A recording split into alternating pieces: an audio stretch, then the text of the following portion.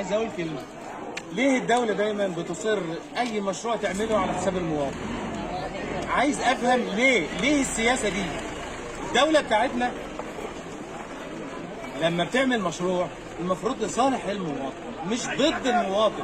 احنا مش ضد التنميه، مش ضد اي مشروع لصالح البلد خالص، بس احنا بنطالب بالعدل.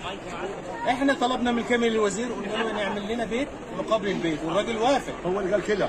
وكان جاي مبعوث من رئيس الدوله. طيب هو في اكبر من كده في الدوله؟ كامل الوزير ده يعتبر الراجل الثاني في الدوله. لما يجي يقعد معانا ويتفق معانا يا جماعه ما حدش هيطلع من بيته غير لما يكون مرضي. طيب دلوقتي سابونا للمحافظه. طب ليه؟ طب وكامل الوزير ده مش راجل دوله برضه؟ وكلامه ماشي وساري على كل الناس، ولا الوضع ايه بالظبط؟ مين المسؤول في الدوله؟ طب احنا نكلم مين؟ طب نقول لمين؟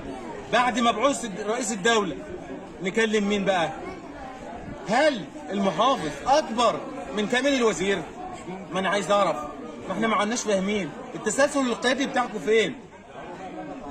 ارجو من رئيس الدوله والمسؤولين ينظروا بعين الرحمه والرأفه لاهل المينا. اهل المينا ناس وطنيه، ناس ضحت كتير، يعني دفعوا فاتوره الشعب كله. هنا في شمال سيناء دفعوا الفاتوره عن شعب مصر بالكامل. مش ده يبقى جزائهم في الاخر؟ حرام.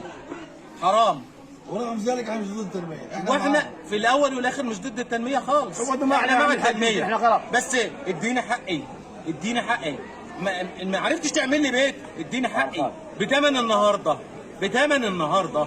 مش تيجي تقول لي 2019 هدي لك تعويض ما يجيب ايه؟ الشقه ب1,000,000 جنيه دلوقتي، هجيب منين انا ابني منين؟ الناس كلها طالعه معاشات، يبنوا منين وياكلوا ويشربوا في ظل الغلاء الفاحش اللي احنا فيه ده؟ يجيبوا منين؟ انا عايز افهم. طب ما كان اي مسؤول من المسؤولين الدوله يحط نفسه مكان اي واحد هنا في حي المينا لما بيته يتهد هيعمل ايه؟ هيعمل ايه؟ المينا شغاله. احنا مش معطلين حاجه، احنا مش معطلين. وخدوا مساحه كبيره، شهر 5 موجود. يبقى ليه؟ حرام. اتقوا يوما ترجعون فيه الى الله. كله هيتحاسب وهنقف قدام ربنا. شكرا.